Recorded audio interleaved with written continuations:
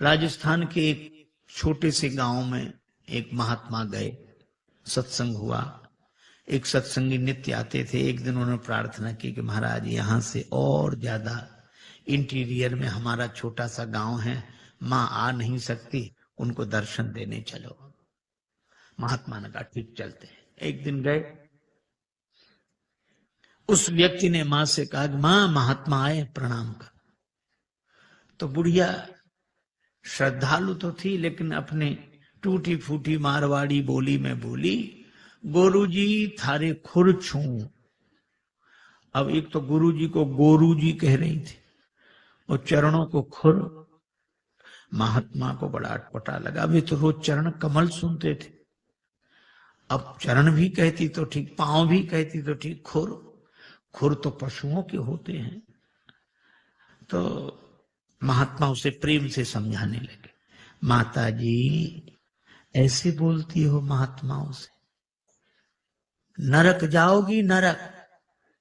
बुढ़िया इतनी सरल थी, वो ये भी नहीं जानती थी कि नरक क्या होता।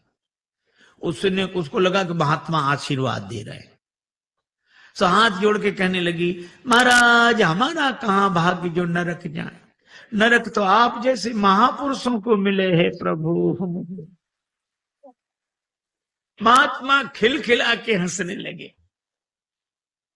अरे ऐसी सरलता पर महात्मा क्या परमात्मा प्रसन्न हो जाते हैं। मुस्कुरा रहे, सुन केवट के बैन प्रेम लपेटे अटपटे, बिहसे करुणा है। भगवान हंसते हैं। बात भले ही अटपटी हो पर प्रेम में लिपटी हो तो परमात्मा को प्रसन्न कर देती है। से करुणा है। और केवट की मांग की चौपाई एक ही, बहाने से भी बात नहीं बनी। एक के घर मेहमान आया, जाने का नाम ना ले, दोपहर का तो भोजन करा दिया, वो इतना कृपण शाम का भोजन न कराए, लेकिन मना कैसे करे। बेटे से बोला हम मेहमान के पास जब बैठे हो तब आकर पूछना शाम के भोजन के लिए। बेटे ने कहा पिताजी शाम को भोजन क्या बने। तो पिता मेहमान के बगल में बैठा था। पिता कहने लगे शाम को फिर भोजन, अभी मेहमान के साथ तो हमने भोजन किया ही था, अब शाम को फिर भोजन करें, हम कोई राक्षस हैं? मेहमान से पूछ लो, मतलब मेहमान भोजन करे तो राक्षस। बेचारे मेहमान ने भी कह दिया कि नहीं ठीक है, हो गया। बहाने में लोग बड़े चतुर। एक महात्मा किसी वृद्धा माता के यहाँ भोजन को गए, मैया ने सब भोजन परोस दिया, पंखा लेके बैठ गई। थाली में पीछे पापड़ रखे थे, पापड़ परोसना भूल गई। अब महात्मा का मन पापड़ पे जाए बार बार। मन का ये स्वभाव है, जो करोड़ों की चीज मिली हो तो उसे 2 कौड़ी की लगती है, 2 कौड़ी की चीज ना मिले तो करोड़ों की लगती है। उधर ही देखे, लेकिन मांगने में शर्म भी लगे और बुढ़िया को याद ना आवे। सो महात्मा बोले मैया भगवान की बड़ी कृपा, आज जो आपका दर्शन हो गया। क्यों? रास्ते में बड़ा लंबा सांप मिला। सांप? हाँ लंबा था बहुत। कितना लंबा महाराज? यहां से वो पापड़ की थाली रखी। बुढ़िया बोले अरे महाराज पापड़ परोसना तो मैं भूल ही गई। महात्मा बोले हम तो बता रहे थे कि सांप कितना लंबा था। तो कई बार बहाने से भी बात बन जाती, युक्ति से बना लेना चाहिए, लेकिन कई बार बहाने से भी बात नहीं बनती। एक के घर मेहमान आए जाए नहीं, और बेचारा घर वाला संकोची कुछ कहे नहीं। 5-7 दिन हो गए। एक दिन पति पत्नी से बोला कि देवी ये मेहमान तो जाता ही नहीं, कोई उपाय। पत्नी बोली और खिलाओ पिलाओ और सम्मान करो, काहे को जाएगा वो। देखो देखो ये व्यंग मत करो, तो उपाय बताओ। पत्नी बोली उपाय तो है, 3 मर्ज उपाय 1, बुखार हो जुखाम हो मेहमान हो। ज्वर जुखाम और पाहुना, ज्वर जुखाम और पाहुना इनका एक उपाय, लंघन दे दो तान के फिर न वापस आए। लंघन दे दो बुखार नहीं आएगा, लंघन दे दो जुखाम नहीं आएगा, लंघन दे दो मेहमान नहीं आएगा। हाँ ये बात तो ठीक है, लेकिन अब हम लोग भोजन बनाए उसे ना दें तो एक दिन ना बनाओ। तो नहीं बनाने का तो कोई कारण होगा। झगड़ा, हम लोगों में झगड़ा होते नहीं, झूठा ही झगड़ा कर लो। अब बाहर वाले कमरे में मेहमान बैठा, भीतर जोर जोर से इन्होंने झगड़ा करना शुरू किया। पति ने डांटना शुरू किया, और पत्नी ने, मुझे जब देखो तब मुझे डांटते रहते, और आज और ये, आज भोजन ही नहीं बनाऊंगी मैं। पति बोला बनाना ही मत, मैं कोई मर नहीं जाऊंगा एक दिन भूखे। अब जो झगड़ा शुरू हुआ, और मेहमान ने सुना कि आज इन्हीं को नहीं मिल रहा है, तो उसने अपना थैला उठाया, गया। पत्नी ने देखा कि गया, पति ने देखा गया। तो पति बोला, आप काहे को रो रही हो, हमें कोई सच्चा डांटा था, हमने तो झूठा डांटा था। पत्नी मुस्कुरा कर बोली, मैं कोई सचमुच रो रही हूं, मैं तो झूठे ही रो रही हूं। लेकिन आश्चर्य, तब तक मेहमान भीतर, हम कोई सच्चे गए थे, हम भी तो झूठ ही गए थे। कई बार प्रयास करने पर भी काम नहीं बनता। भगवान ने बड़ा प्रयास किया, पर केवट बोला, साफ साफ कहो, प्रबंध हो लो।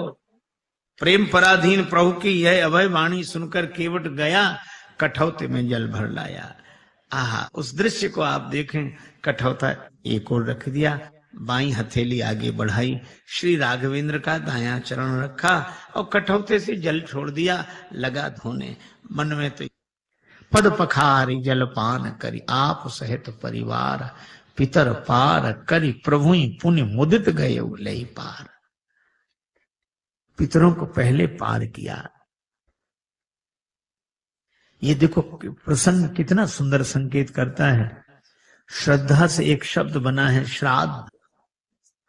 हम लोग उनका भी श्राद्ध करते हैं जो हमारे पूर्वज अब शरीर में नहीं है।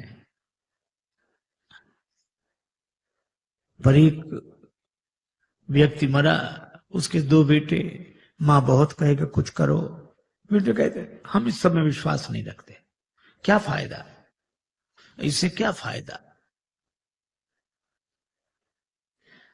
मां ने एक दिन कहा कि पिता की अस्थियां गंगा जी में ही छोड़ आओ, 16 किलोमीटर दूर है, इससे क्या फायदा। मां बोली कि तुम विश्वास नहीं करते, पर जिनकी अस्थियां हैं वे विश्वास करते थे। छोटा बेटा बोला ठीक है हम चले जाएंगे। साइकिल से गया, थैले में पिता की अस्थियां लेकर 12 किलोमीटर दूर गया। एक नाला बह रहा था, कहां जा रहा, 4 किलोमीटर बाद गंगा जी मिल जाता है। बेटे ने सोचा नाला जा ही रहा, हमारे जाने की क्या जरूरत, वहीं छोड़ती पिता की अस्थियां। लौट आया, मां ने कहा क्यों, पहुंच गई नहीं। रात्रि को उस व्यक्ति ने स्वप्न दिया कि ऐसे मूर्ख बेटे को भेजा, हमारी अस्थियां नाले में डालकर आ गया। मां ने बेटे को बुलाकर डांटा, क्यों रे, पिता की अस्थियां नाले में डाल आया। बेटा बोला, तुमसे किसने कहा, तुम्हारे पिताजी आए थे रात को सपना देने। तो भी उसने अपनी गलती स्वीकार नहीं की। बोला पिताजी का तो जिंदगी भर दिमाग खराब रहा, मरने के बाद भी पागलपन गया नहीं है। मां ने डांट कर कहा, क्या पागलपन है। बेटा बोला, 12 किलोमीटर इधर लौटकर सपना देने तो आ सकते थे, 4 किलोमीटर उधर नहीं जा सकते थे। यह हाल है। आज रक्त के संबंधों का पहले जैसा अर्थ नहीं है। आज रक्त के संबंधों का पहले जैसा अर्थ नहीं है। तर्पण भी मिल ही जाएगा, ऐसी भी कोई शर्त नहीं है। लेकिन केवट का प्रसंग हमें सिखाता है, पितर पार करी प्रभु पुण्य मुदित गए लई पार।